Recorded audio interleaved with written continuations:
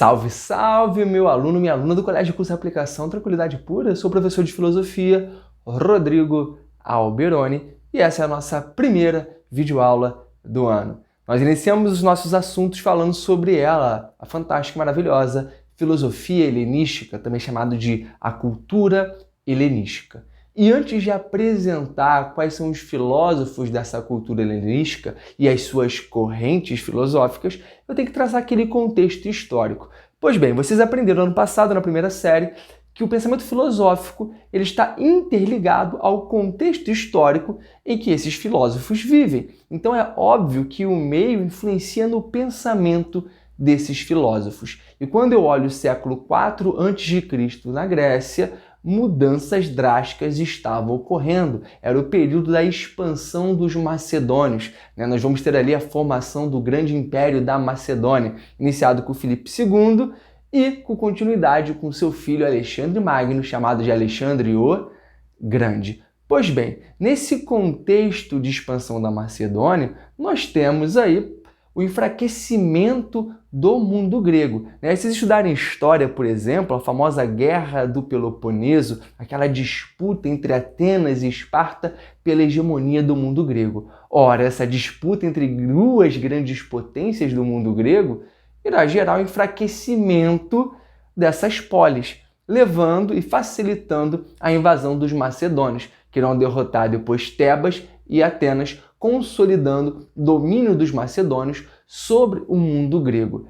A partir daí, o Império Macedônico vai avançando, derrotando os persas, conquistando o Egito. Alexandre o Grande ele chega no Egito com fama. Inclusive, os egípcios vão tratar ele como um faraó, E como recompensa, ele constrói lá Alexandria, um polo comercial, de estudos também. Então, dentro dessa lógica, é bom lembrar que Alexandre o Grande ele valorizava muito o conhecimento e o pensamento filosófico, até porque ele foi aluno do grande Aristóteles. Então, dentro dessa ideia, nós temos um momento novo no mundo grego, uma vez que a autonomia das polis gregas, lembram? Polis, cidades-estados independentes, que desenvolviam modelos políticos próprios. Isso desaparece, porque agora estão sob o controle de Alexandre o Grande. Então, dentro dessa lógica, a realidade grega se alterou e, portanto, a filosofia também irá se alterar. Sem contar que muitos filósofos que surgiram nesse período, eles estavam acompanhando o exército da Macedônia nesse processo de expansão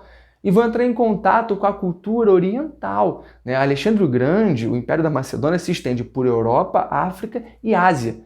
E o Alexandre o Grande valorizava a filosofia e as outras culturas.